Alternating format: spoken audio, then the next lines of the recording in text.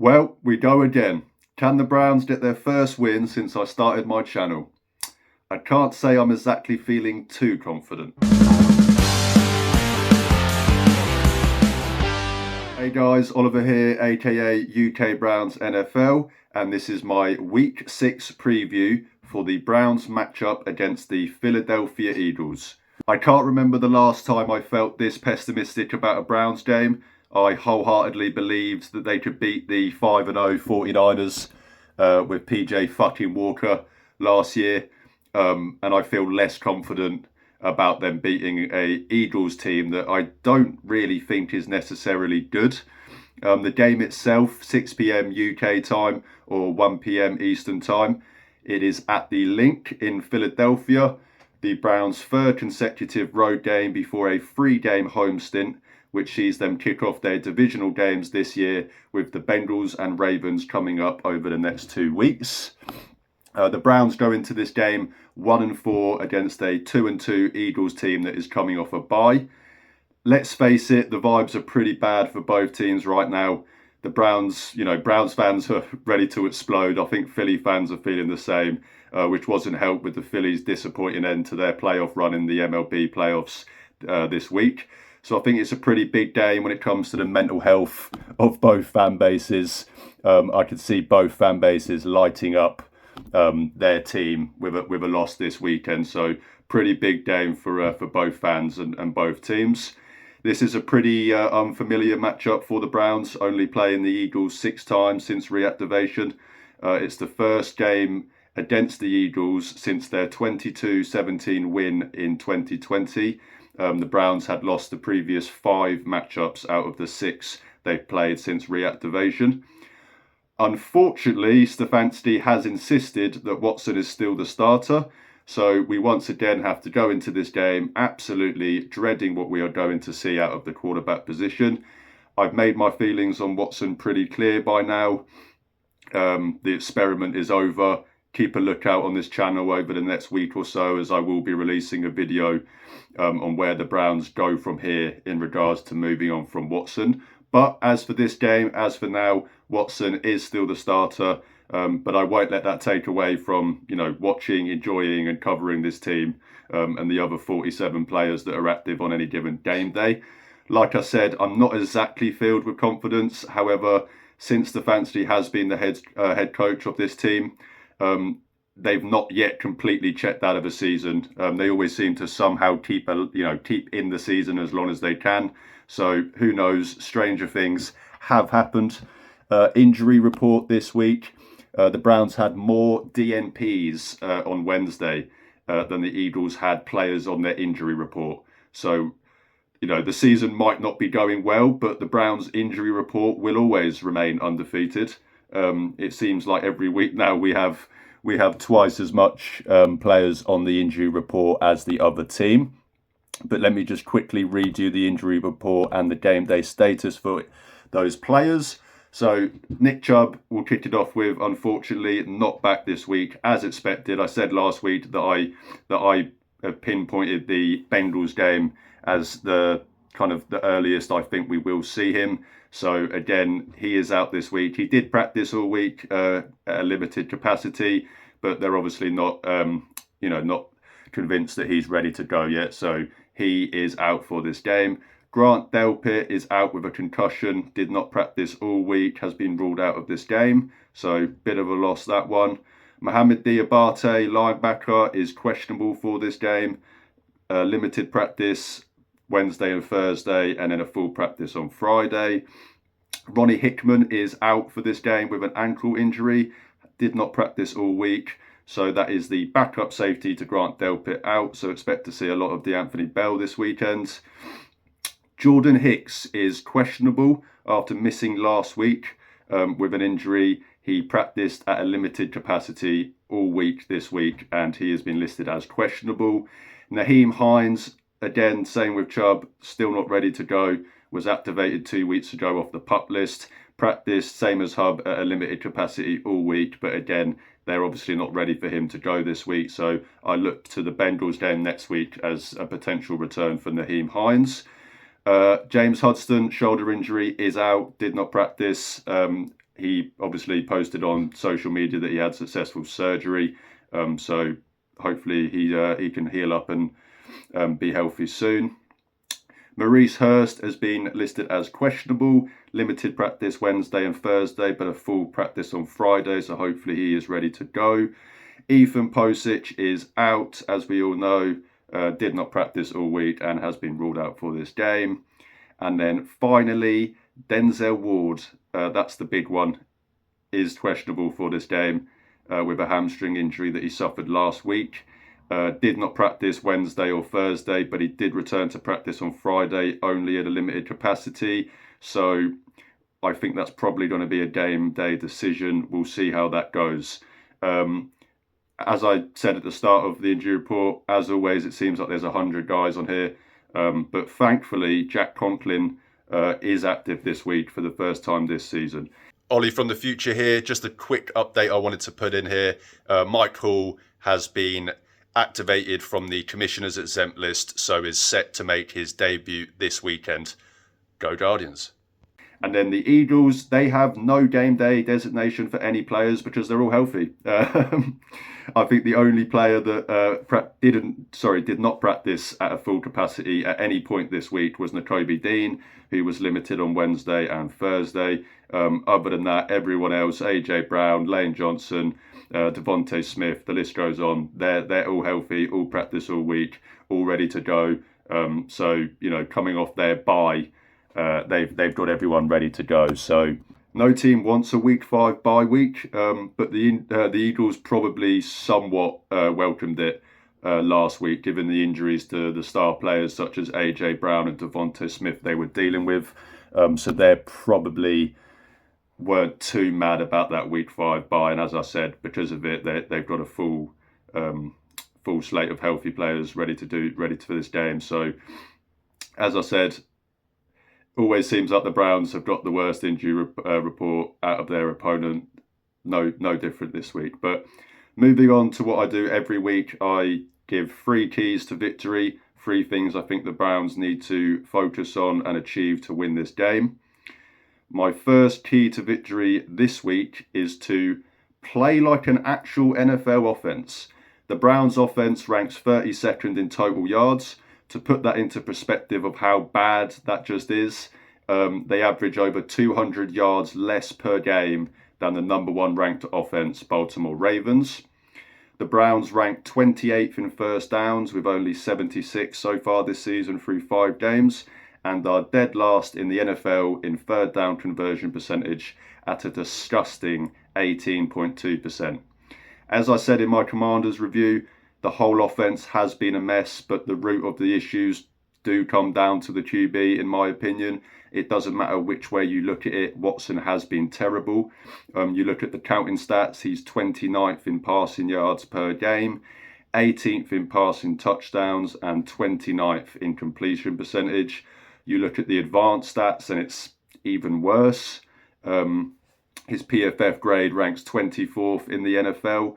His QBR of 21, yes, 21, ranks last amongst all qualifying quarterbacks. To put into perspective how bad his QBR is, Will Levis has the second worst QBR in the NFL with 27.6, so over 6 points higher than Watson. EPA per play, which stands for expected points added per play, is essentially an advanced statistic that measures how well a player or a team performs based on expectation on a play-by-play basis. It's a great way of extrapolating a player's impact on a team's success.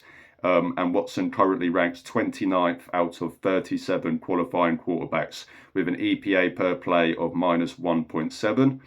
As I said, it isn't all on Watson. The O-line has been absolutely dreadful. Their PFF grades are near the bottom of the league, ranking 29th in pass blocking and 31st in run blocking. Ethan Posic and DeJuan Jones in particular have been awful, with DeJuan Jones leading the team with penalties giving up so far this year. The wide receivers haven't been great. A PFF gives them a receiving grade of 59.3, which ranks 28th in the NFL, as well as a leading 19 drops in 5 games. But as I said at the start, the root of the problem starts with the quarterback, and at this point, it's hard to even evaluate the rest of the offense with how bad the quarterback play has been. Watson's been sacked 26 times in 5 games and is being pressured on 33% of his dropbacks, which is the second highest rate in the NFL. But how many of those sacks, are on Watson versus the O-line? He actually has the third highest time in the pocket this year, yet is either missing his reads or just bailing out of a clean pocket, which is leading to more sacks. While the receivers have had too many drops, there's been plenty of occasions where Watson hasn't even given them a chance to make the play. I think of the Pierre Strong play on the 4th down last week. I mean, you've just got to give your receiver a chance to make a play, man.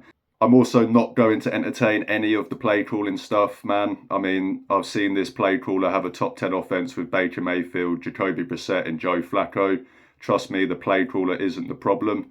But yeah, I mean, we need to actually play like a functional NFL offense this week. We need a monumental improvement out of the quarterback play and a much better outing from the entire offense. Cooper has showed some signs in the last few weeks of maybe a potential breakout game, and maybe with Nick Harris at centre over Ethan Posich, who's been terrible, and maybe Jack Conklin active for the first time this year, we will start to hopefully see some improvements out of this O-line. But the offense at the end of the day has got to put it together this week, man. You're running out of time. Moving on, I said last week that they needed to limit the Commanders' ground game, and they didn't. So that same key to victory carries over this week in regards to limiting Saquon Barkley and the Eagles' run game. The Browns have been outgained in rushing yards in all 5 games that they've played so far this season, giving up over 100 yards rushing in each of those games. After giving up 150 yards rushing to the worst run game in the NFL 2 weeks ago, they then gave up over 200 yards rushing to the Commanders last week. So the Browns' run defense now currently ranks 24th in yards. The Browns have been outgained by a total of 225 rushing yards in 5 games, giving up 708 rushing yards while only managing 483 on offense.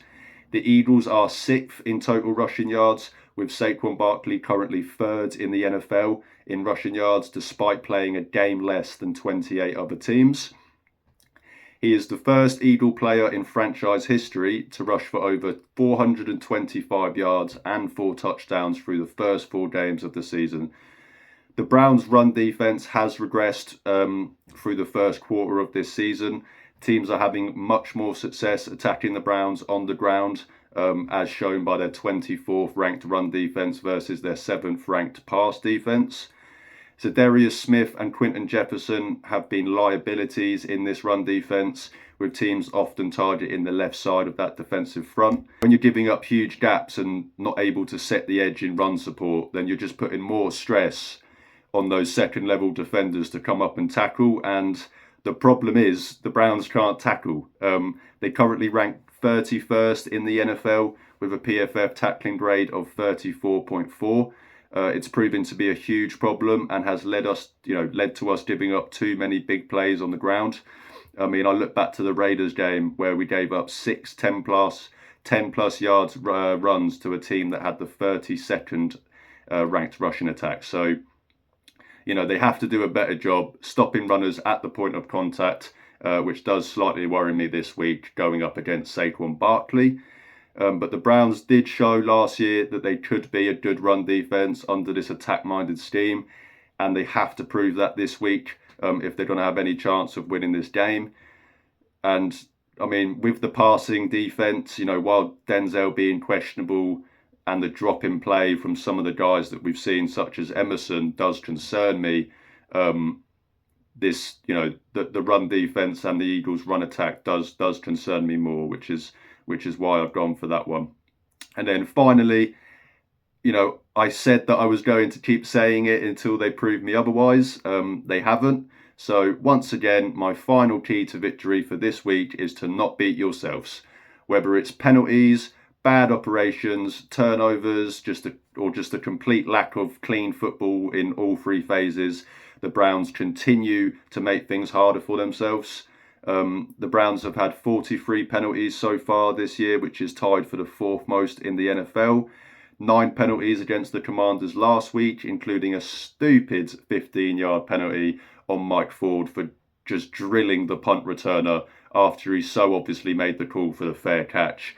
And as well as that, I mean, you look at the false start on the Commanders' 2-yard line, followed by a delay of game on 4th and goal, which forced them to settle for a field goal while they were down 21 points. So just not good enough.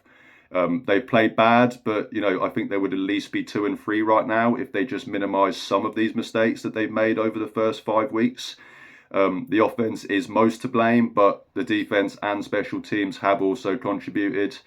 I've made it very clear I'm a big fan of this head coach, but they need to get these penalties sorted out, and he needs to address the issue. It's not good enough. They need to put an emphasis on playing clean football, which will go a long way in improving their play, because, as I always say, it's hard enough to beat an NFL team, let alone beating an NFL team and yourselves. So they need to clean it up, man. It's just every week it feels like this season. So that's my 3 keys to victory. As I said, actually play like a functional NFL offense, because that's something we haven't seen so far this season.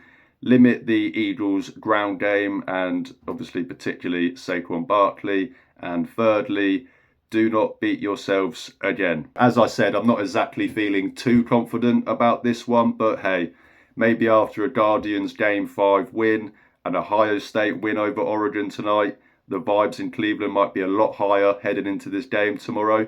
By the time you're watching this, you'll probably know the answer to that question, and hopefully you are celebrating a big win in both the baseball and the college football, with the Browns hopefully having a big win coming up next. So don't let us down, Browns. But as you probably noticed, I have got a